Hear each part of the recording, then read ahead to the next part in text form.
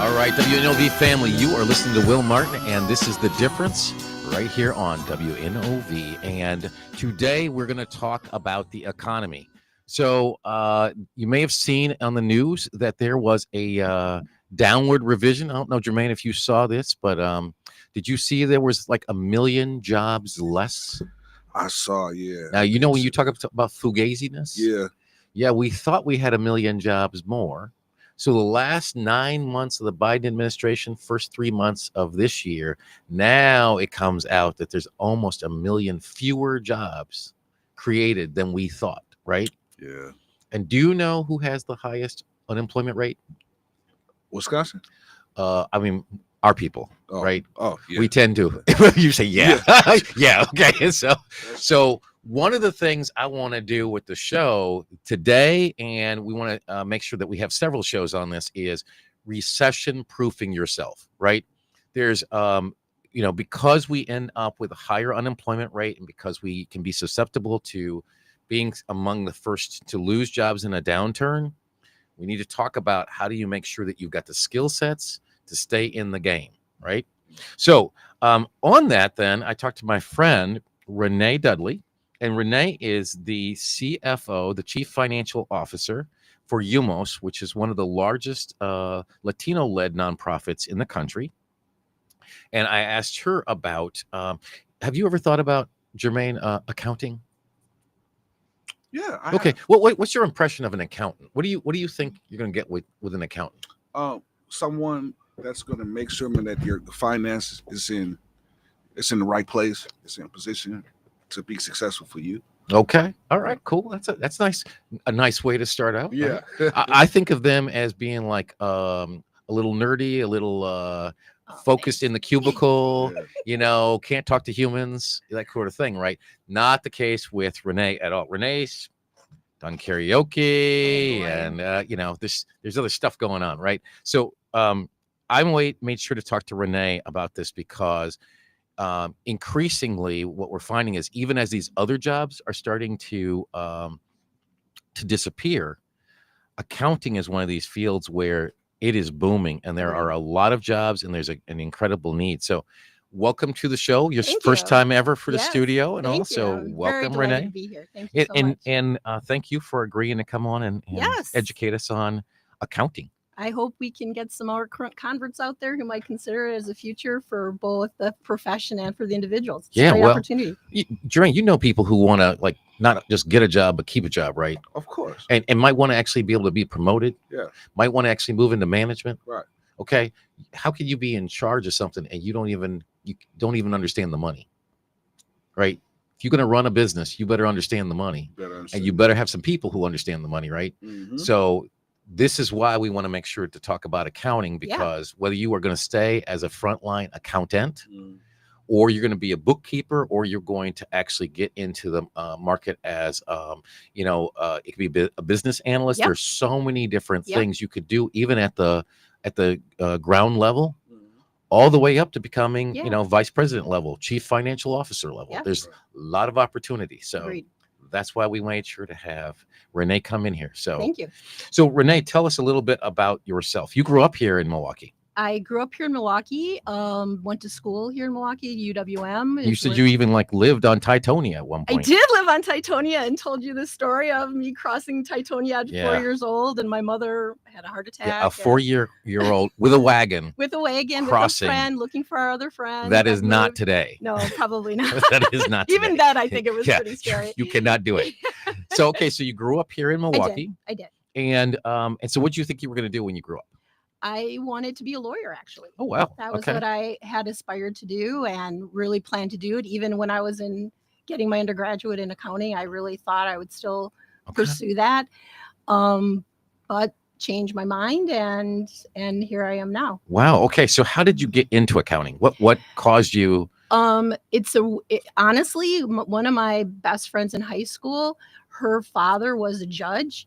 And his undergraduate degree was accounting. Okay. So I thought, I'm going to study accounting and maybe that'll be a way for me to get into that world. Interesting. Huh? And I appreciated him and what he did. And and it was hard.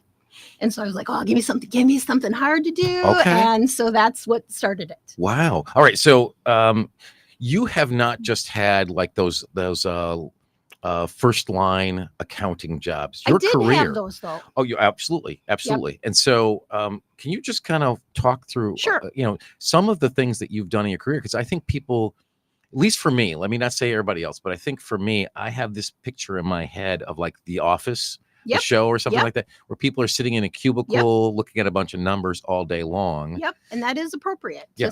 for some positions. I did start out when I was in school at UWM, the big push was public accounting, and public accounting is the industry for the individuals who you hire an accounting firm to do your taxes, to do your audit, to do general business services, those kinds of things. And I Mhm. did start out there because that was what I thought was really the only option. And I'm definitely glad I started out in public accounting. One, I was able to get certified, and they supported that to become a certified public accountant. So when we talk about CPAs. Yep, CPAs, exactly. I definitely am glad that I went that route initially. You don't have to go that route to become a CPA, but that was the route initially I took. Mhm. But then I realized pretty quickly that was not the best place for me. And I went into you're 20 something. You're like, what do I do now? And ended up going to work for M&I, a bank here in regional bank here in Wisconsin at the time. But now BMO Bank. Now bought out by BMO, and worked for a trust company there and did very traditional accounting things. I sat in a cubicle and What are very traditional accounting things? So I worked for, at the time, M&I Trust Company. And so they're a subsidiary of M&I, and my duties were around the subsidiaries of trust. So we had a trust company in Arizona and Florida and other places, but those two in particular, like I balanced the books. I did the journal entries. We booked depreciation. We did bank recs. We made sure payroll was correct. Those are the things that I Okay. did every day. Had a month end close, make sure everything balances. That was what I did. Wow. Okay. I don't think I could do all those things, but all right. So for you actually started off in, as you Very say, traditional. very traditional. Yep. Okay. But I want to make sure the audience knows that that's not all there is, and that's No. not all that there can be, because No. you've had a very varied career. Yep. I think when I was at M&I, and I really am appreciative of the experience and opportunities I had there, but I did realize, just like when I was in public accounting, this wasn't particularly a personal match for me. Mhm. So I actually did a very non-traditional thing, and that's when I actually joined the Peace Corps. And so I thought, I gotta cleanse my soul, if you will. Nothing against banking, Oh, but wow. I took a very dramatic change and thought, let me use this time to kind of reassess what can I do. And even then, I didn't even have a full appreciation for the opportunities. Whoa, wait, back this up. I did Okay. not know this about you. So you went to the Peace Corps after you graduated and after you had your first job. Yeah, I was about 30. And where did you? Oh, was it Poland? I was in Poland. Yeah. Okay, I remember you saying. Okay, yeah, now. Yeah. All I was right. in Poland. And so you spent a year there? But just under 2.5 years. Oh, wow. Okay. Yep. All right. And so it was a really, and I was actually pretty young. I was one of the younger volunteers because I was in a business program. And this was shortly after, like, the wall came down in Germany, and So the collapse of the communism. Exactly. You were there just as they were starting to take back their country. Precisely. I worked with a business support center that was working with businesses that were privatizing, because during communism, businesses are largely owned by the government. And so as that sector was changing and the government was pulling out of those things, people were trying to, well, how do we buy our business? And so we did a lot of work with individuals and businesses who were privatized. So we wrote a lot of business plans and things like that. Wow. So you were using your accounting background. Absolutely. So you went from traditional to literally helping the formation of a country. Oh yeah, well, yes, thanks to me, I helped Right. form Well, you and Lech Wałęsa, Lech and I, yeah, exactly.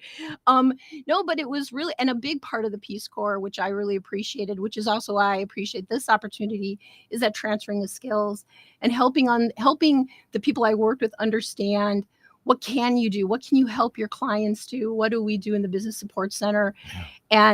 And it was really powerful, I think. And at that time, pretty much everyone spoke Polish only. So I did a lot of work with translators, particularly when we worked with businesses. But then in the second year, you start to transition out of doing the work, because I had that opportunity to learn it, But then you really want to, again, transfer skills. So I stopped going to meetings and they're like, you got to come. I'm like, no, you guys got it.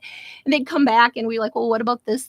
And they'd maybe forget a few things, but then they got it the next time. I Yeah. mean, that was part of the. But boy, as a part of Peace Corps, you were really helping form what is now the modernized Poland. Yeah, and the Poland was a little different than like communist Russia because they had a bit of a market economy in their culture already, but yeah, it's all thanks to me that Oh, there Poland you go. has survived. I'm so grateful to you. I'm sure that obviously that is not people true. of Poland are happy. I'm sure. But I the point that I want to make sure the audience gets is here it is again. You went to UWM. You grew up right here. Yep. You got these accounting skills. Yep. For folks like me who think, hey, you're just sitting in a cubicle somewhere, you did that, been there, done that, moved over, and actually ended up going to Poland with those same skills, Right. and helping actually get people to privatize the entire economy Right. there. And that's an incredible thing. So you got international business opportunities out of that? Yeah, we had some really interesting clients. We had one client that had both livestock feed and bathroom fixtures. That was one business that we actually worked for. So it really gave me an opportunity too to see a different side. But what I also learned, even from a business perspective, it's all the same. Mhm. You need to understand the structure of your organization and the financial impact of the choices you make. And that is the basis for things that we do here, things that were being done in Poland at that time as well. So it's not just accounting for the things, you're also using these skill sets to make decisions about Precisely. about a business. And I think it's one of the things, I think for the African American community, oftentimes as we have entrepreneurs, we don't necessarily have all of that background in Right. terms of being able to really understand the impact of some financing decisions. A lot of our businesses, a lot of our mom and pop businesses are cash basis businesses. So when COVID came, Oh yeah, if you're running on cash, right? And cash is king it absolutely is. until you don't have, Right. until there's a period when you don't have enough cash to Right. make it, and then you're Right. done, unfortunately. Right. So we lost 40% of Black-owned businesses during the COVID tragic. period.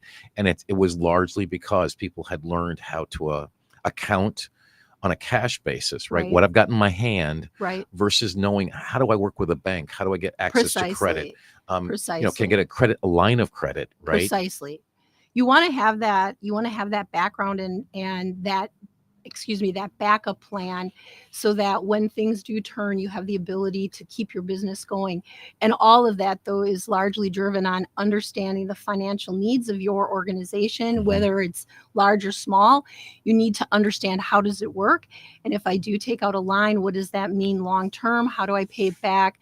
Really trying to be mindful and also be mindful early, even during the good times, to ideally be thinking of the future and starting. I mean, that's the same thing we all individually want to ideally do to make sure you have a little money for a rainy day. Right. Well, it's great because I think, having helped at Columbia Savings and Loans earlier and helping, raise capital for the bank, one of the things that we would talk about is so often people will use their home as a source of financing to start a business.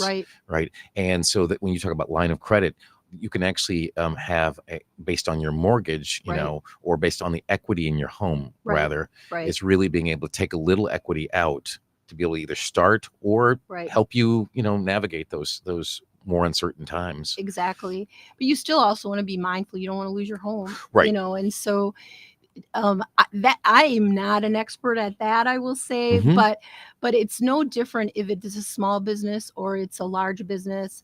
You really do need to understand that structure, and accounting is a fantastic first step to understanding that. I think that really can bring you a lot of information that you use, whether you're sitting in a cubicle or you're later trying to start your own business. Yeah. So again, for you, your career took you then to Poland. You came back home. But you came back to Milwaukee once again. I did come back, well, for a little while, and then I actually ended up going out to San Francisco for a few years. That was really my first more financial leadership role. And so what were you doing there? I was the VP of finance or controller. It was Fortis, which is Dutch company, and they own Time Insurance here in Milwaukee. For Mhm. those of you who have been around for a while might remember that they had bought a company out in the San Francisco area, and all my stuff was packed. I just got home, and so I'm like, all right, and I applied and got the job and Wow. moved out there for a few Okay. years. So again, this same set of skills. Yep. Right. Yep. Just and really incredible that you went, from being, that traditional accountant. Yep. To then working overseas. Yep.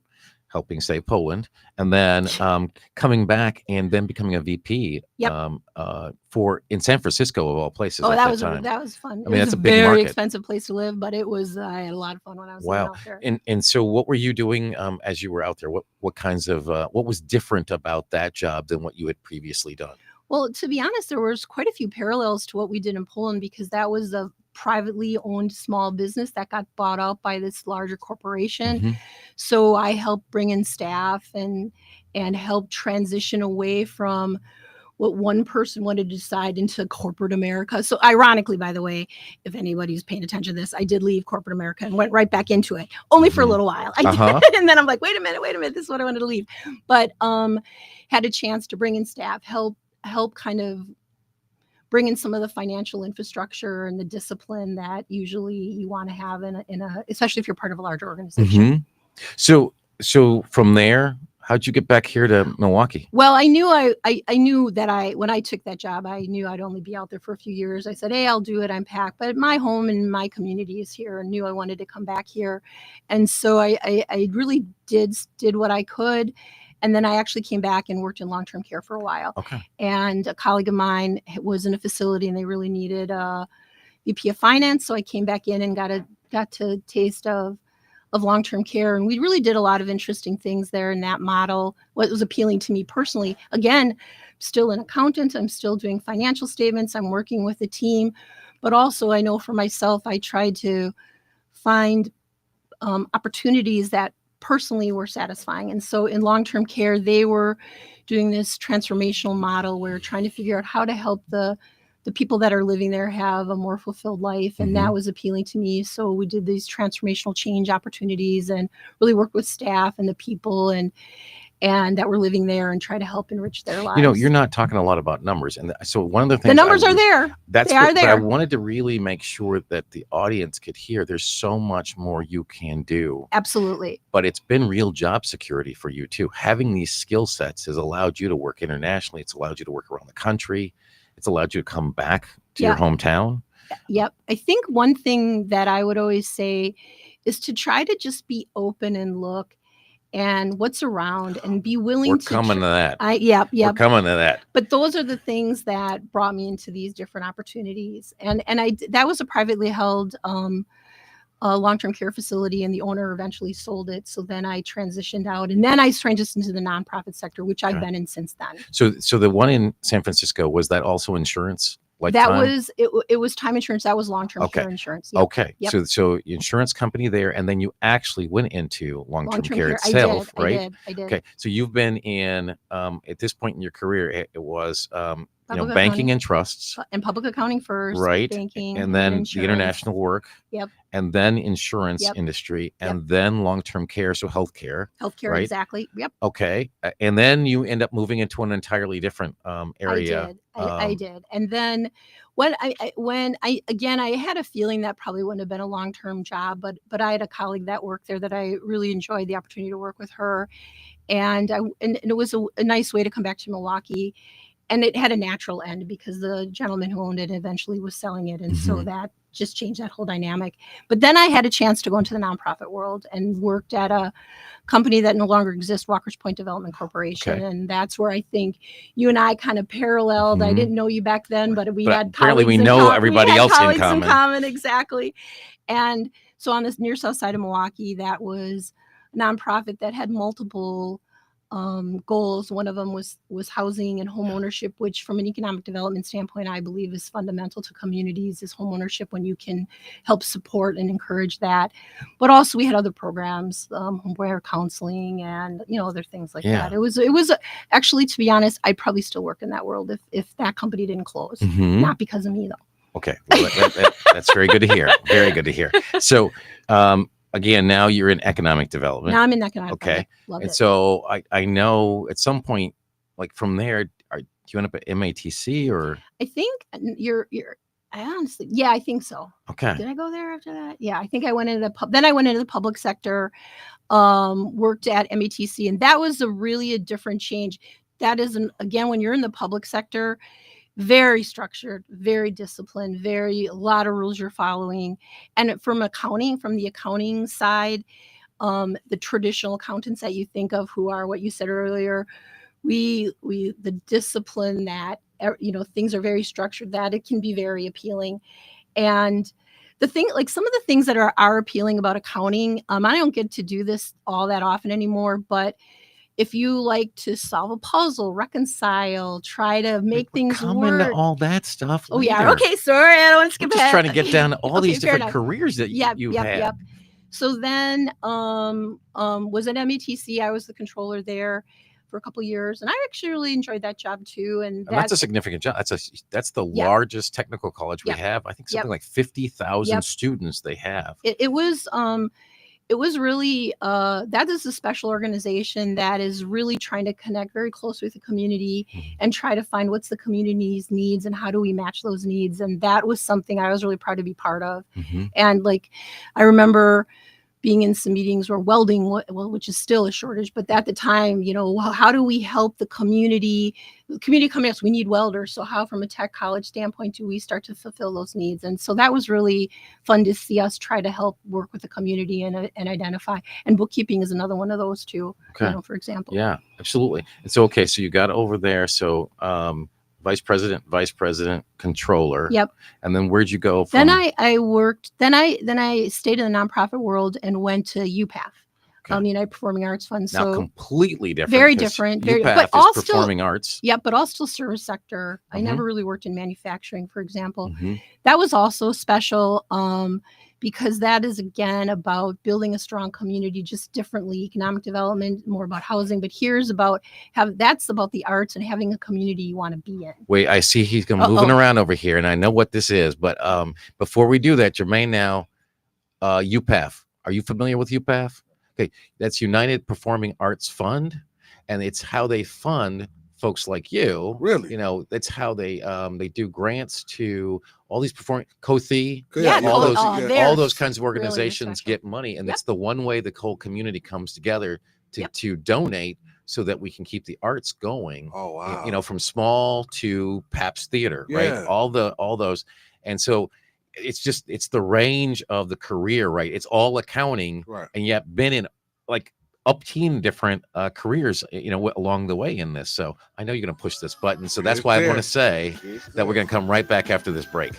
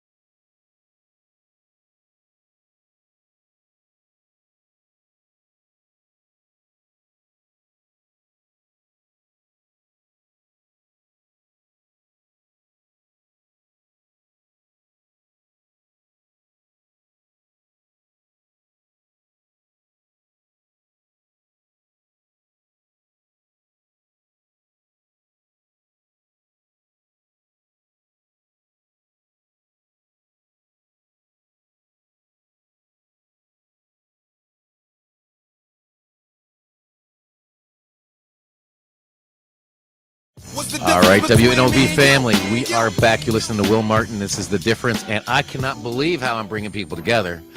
You know, so Yeah. Jermaine, you know, first of all, you know, I came in saying to Keith, hey, you got a fan, Renee Dudley's listening to your show. Yeah. And then I come in here now, you are like fast friends because you've been hanging out together. Yeah, hanging out at the packing house.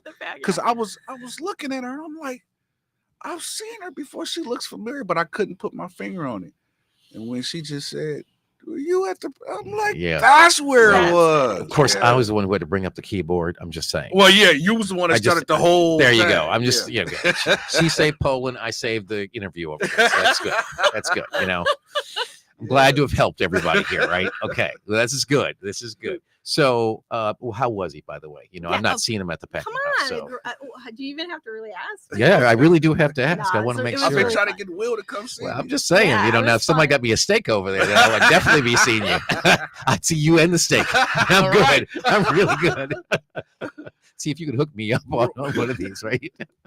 So, hey, we have been talking about the fact that the federal government put out numbers recently that said that we really don't have as many jobs in the country as we thought. They downgraded what they thought was growth, actually turned out to actually be shrinkage of jobs. So nearly 1 million jobs came off the rolls. One of the things that we're trying to do with this show today, and we'll be doing a couple more of these this month, is really looking at how do you recession-proof yourself, right? How do you get the skill sets that you can actually ensure you're going to be viable even when some of these other jobs play out, right? And so Renee Dudley is my guest. She is the CFO, Chief Financial Officer of Umos, Inc. It's the largest Latino-led nonprofit in Wisconsin and one of the largest in the country.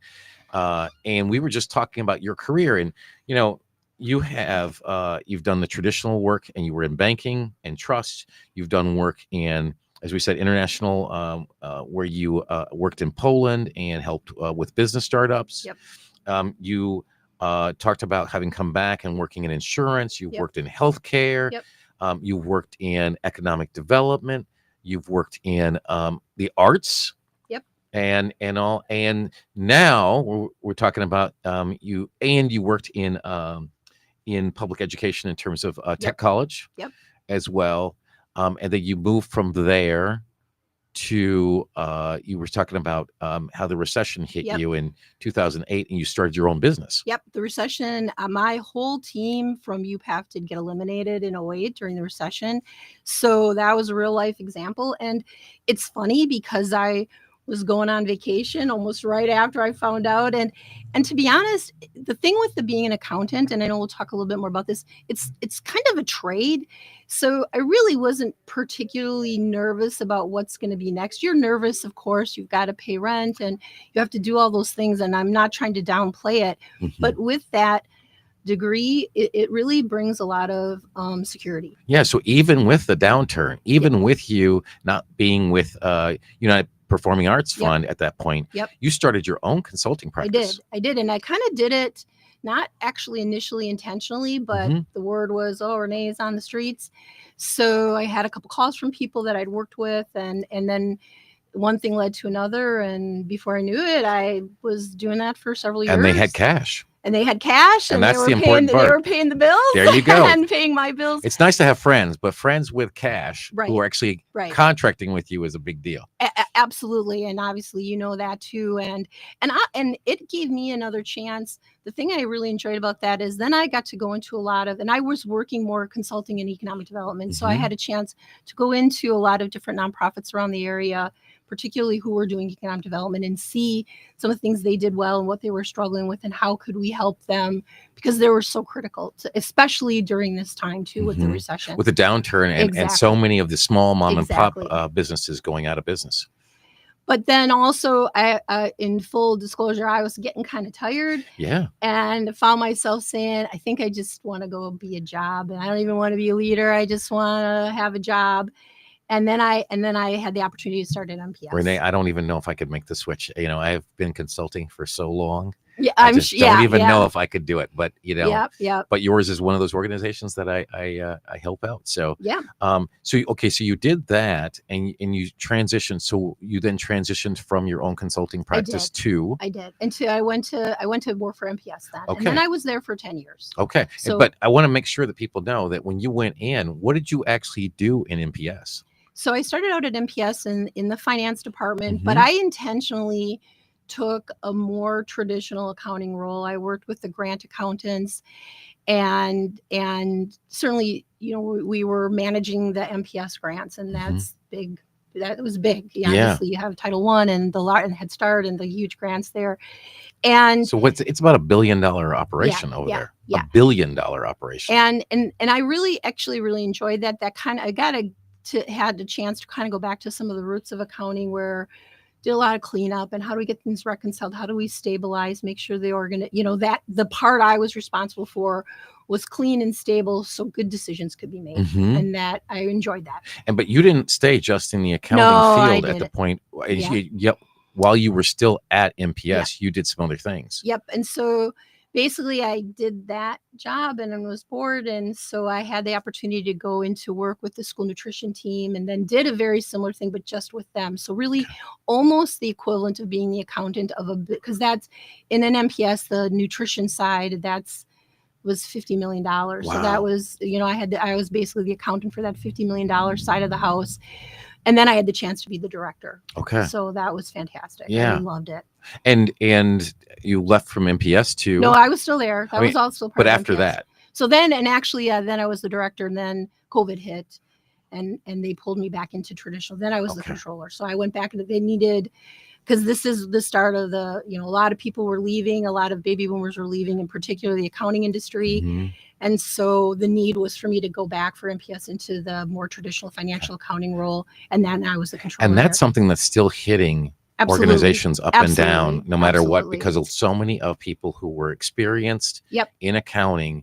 They took the retirements, they went, and which again left all that void for people to come in and fill. Exactly.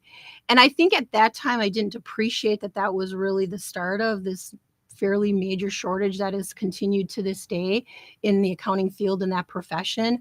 But because and then I was there, and then I had the opportunity to come to Umos, and love this too. We're doing great work too, but I think that opportunity to be open and see what's available is, from an accountant standpoint, is where there's really a lot of opportunity. Mm-hmm. There's so much around that having that strong financial understanding and background plays into just about every single thing you can do from a business side. So I want to come back to that point. Yeah. Talk a little bit about what Umos is. So Umos is a social service nonprofit whose mission statement is building better futures. Mm-hmm.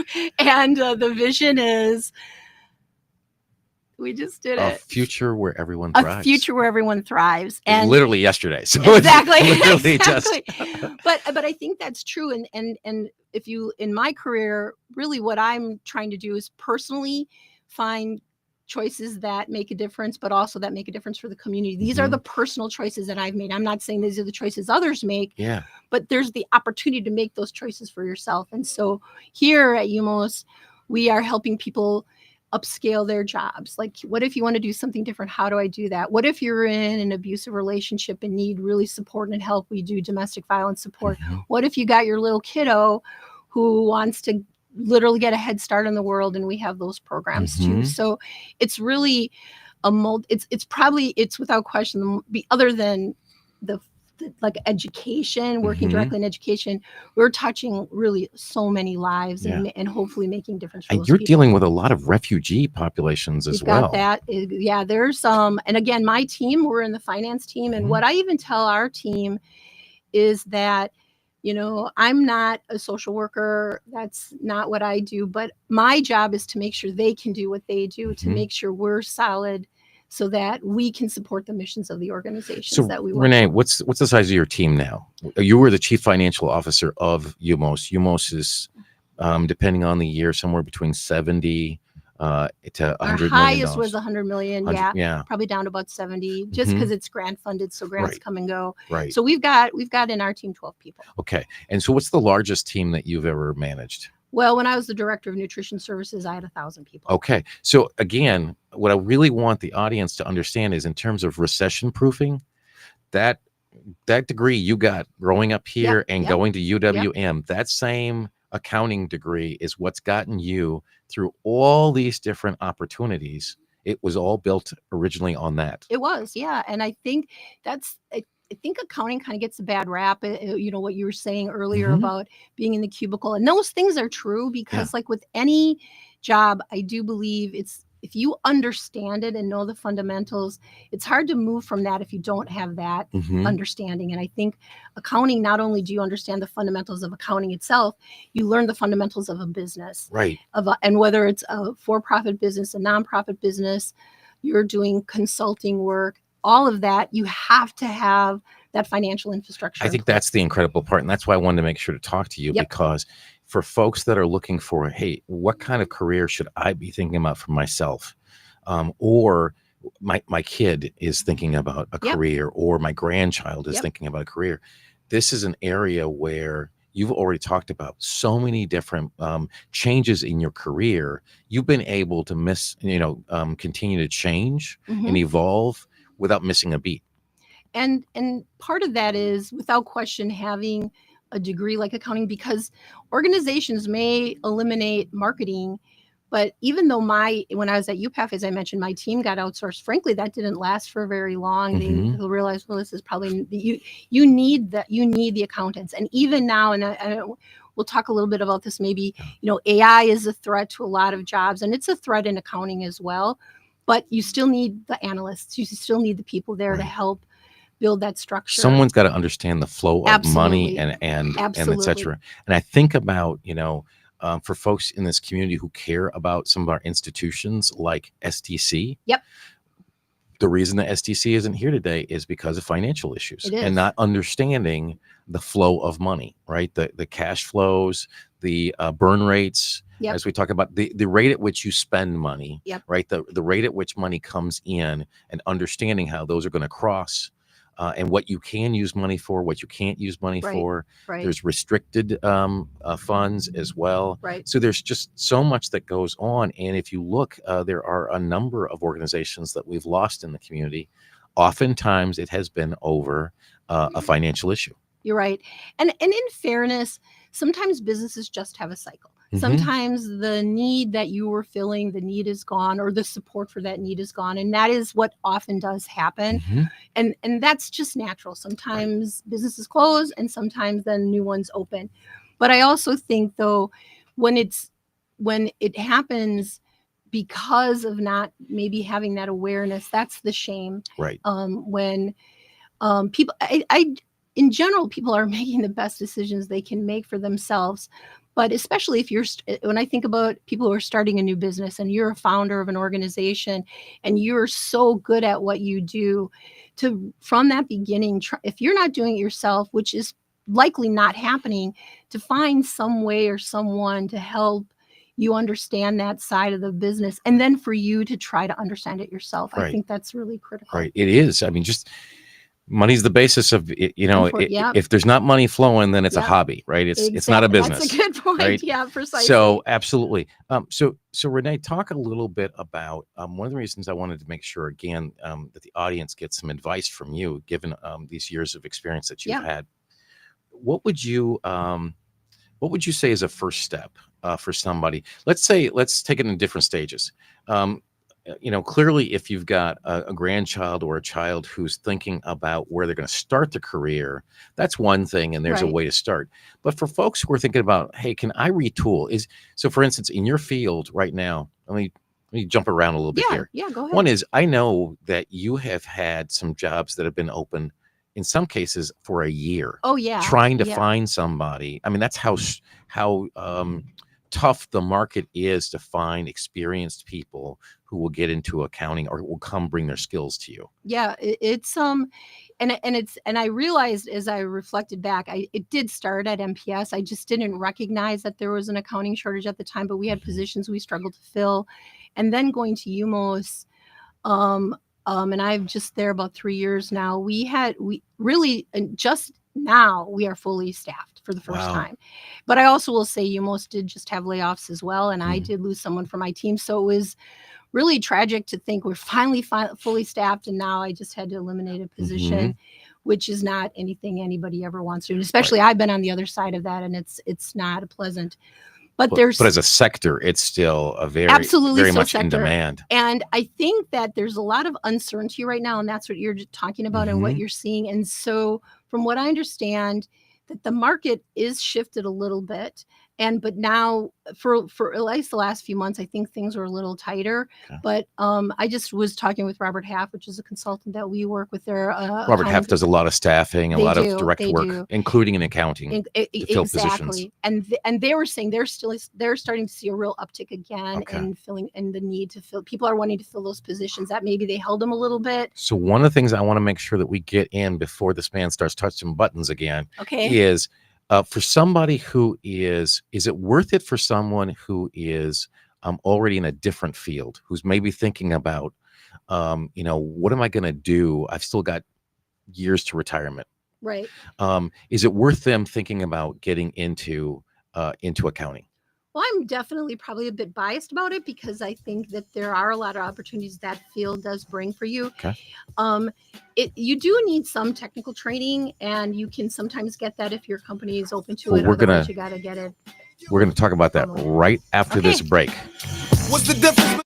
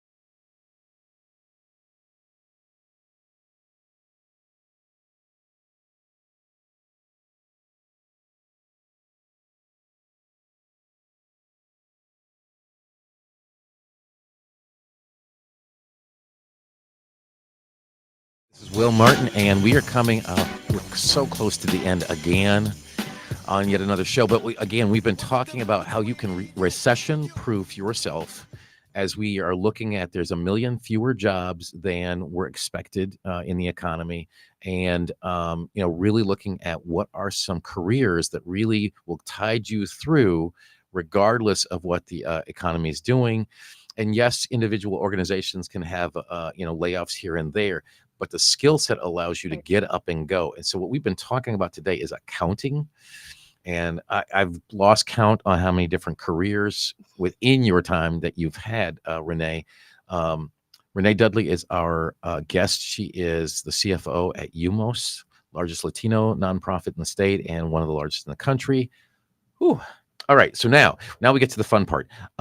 Again, you were just saying before we went into break that if somebody was looking to pivot from a career they're in today to something that might be a little bit more secure, you were saying that accounting is one of those areas. Oh, yeah. So how do they do that? What would you say start at MATC and get an associate or some kind of credential there, or would you go for the 4-year now? What would you be looking to do? One thing I really do want to make sure I mention is if you're already working somewhere, look if your organization has tuition reimbursement, because that's actually how I got my MBA. Okay. Was I worked for an organization that helped pay for that formal education. There we go. And I think you hear this, Jermaine, right? Getting the employer to pay for that degree. Right. Okay, there we go. No, there we go. but- That's more money, free money. Yeah. because education is obviously incredibly expensive, Mhm. and a lot of times organizations understand the value of their employee being upskilled. Even if they may eventually leave, they're seeing the benefit right away from the beginning. And so that's a really good place to always look. And if you don't see it in your employee handbook, ask. Okay, Find so out. first thing to do is go find out if your current employer will Yep. pay for tuition reimbursement or will Right. actually pay directly for your education, right? Yep. Okay, Yep. that's one thing. Yep. If you don't see it, go ask your HR department. Yep. Okay, that's number 2. All right, so and then what do you do? I think MATC is really a fantastic option. Like to be a CPA, which is what I am, you would need a 4-year accounting degree. Okay. But again, considering the cost of education, MATC has amazing programs, and they have a really good link that they continue to make stronger into the UWM, where you can maybe work on getting an associate's degree there. So 2 years at the first place, Exactly. 2 years at UWM where you graduated Exactly. from, and boom, you're Exactly. done. Exactly. Okay. And even for myself, when I was in school, I was obviously quite a bit younger, but even when I worked on my master's, I was working full time. When I was in college, I was Mhm. working full time. And I'm not going to lie, it's hard. Yeah. Because it's expensive. Yeah. But it is a short-term cost for a potentially really But it's an beneficial investment in yourself. that's exactly. Now you got a right. whole bunch of advice on here, and I know we got less time than there is advice, so we'll have to have you back sometime. But you go ahead and give us all the advice you can before this man. It's not me. I'm not doing it. It's Jermaine that's controlling the board over here, causing these issues. So, what advice would you give folks? Well, actually, what I had right here wasn't so much advice as the thing to understand that when you're in accounting, if this is a choice you make, it isn't limited to just sitting in that cubicle, Mhm. because one of the things accountants do is we work with data. And so you become very proficient at working with data, and people often will even transition into more data related fields, programming or Business IT, analysts. and business analysts. So that's a part I really enjoy Mhm. about it, is that aspect of it. And now AI. And you're learning a lot of different computer systems. You and I worked on Exactly. getting a new computer Exactly. system for the organization. Exactly. Working with the different ERP systems. The other thing that's part of accounting is payroll and accounts payable. And those roles, you may, if you're in a role like that, you may not need the financial accounting degree to go into those roles. And those might be a really good way. So that might be a good way to get in. Exactly. And Okay. they're so critical as well. And we're lucky at Umos have just an amazing team, but if you want to do that and you're committed to it, I'm telling you, it'll be noticed and appreciated, and that's the way to have success. You had a payroll manager position that was open for how long? For a good year. Yeah. And actually the individual we have there does not have a 4-year accounting degree, and she's probably one of the best people I've ever worked with in my professional life. So there are opportunities out here, and people Absolutely. can get into these Absolutely. fields, and they're lucrative. Quickly, what's kind of the pay range if you got into sort of a line accounting position? What are you going to get paid? I think an entry level position is probably in that 50 to 60,000. Okay, area, great. then And it'll if you go were in up from there. payroll, If you were in payroll, it's probably a hair lower. okay, But not as a but starting point. as a starting point. But then anytime you get into management and as you excel, and if you really do what I wanted, and if you notice from even my career, is it doesn't take a long time if you're interested Mhm. and interesting. You will know, get promoted. You will. And that does mean, though, looking beyond the walls of the cubicle, making sure you do take a step up. What's going on in the world? Taking advantage of your organization lets you go to luncheons and understand what's happening in the community. I think that's a really critical point.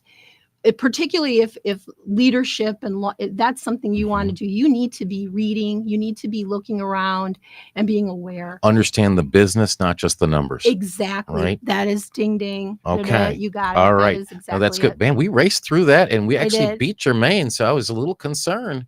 We still got a couple of minutes. So advice you would give to a young person who's looking at where how to get started and where to go. I think that it's ironic because as I started this out, accounting, like, I don't know how many people dream, oh, I want to be a CFO. Is that some young child's dream? Maybe not. Mhm. But what I've learned is there's so much in this field. It's so rich that you have the opportunity to see a lot of different pieces, and you can follow different, in my case, different sectors of the business that are meaningful to me, but then also even professionally, whether you're consulting, whether you're doing payroll, whether you're doing financial analysis, data, there's so many different ways Business you can go. development. Business development, exactly. I love about your career, and that's why I wanted to have you on, is because you have been in so many different sectors, always based on those skills you got right here in Milwaukee. Right. You're absolutely right. And I'm very appreciative that I had that opportunity, and that at the time, education, I could afford it. Mm-hmm. It's really critical, I think. Well, yeah. How'd we do, Jermaine? We make it? We made it. We Look at actually there. got a minute and Oh 30 my seconds. goodness. Okay, so the one last thing I want to ask you Are then you going to is celebrate? oh no, we're not. Wait. So first of all, where is our champagne? Celebration. Yeah, where is our celebration? Well, it's out there somewhere. Oh, I guess it's at the packing Right, house. it's at Oh, yeah. There we go. It's gonna be there for you. It's at the I packing house. need somebody from the packing house to give me like a complimentary steak so I can Oh, come see you, boy. because You know what? we've talked about them an awful lot. And I Yeah, think before today, yeah, we sure did. we have been sending people down there, Yeah. man. Maybe I can, talk to them and see what they can I do think for so. you, I man. think that might be the give case. you a little piece of steak. Maybe all three of us. Maybe we can all share the same steak. Well, as expensive as they are these days, we might have to, right? Yeah. Right. Yeah. So, okay. No, this is great. Renee Dudley, thank you so much My for coming pleasure. It's in. really enjoyable. Folks, if you heard this message, I hope you tell somebody else.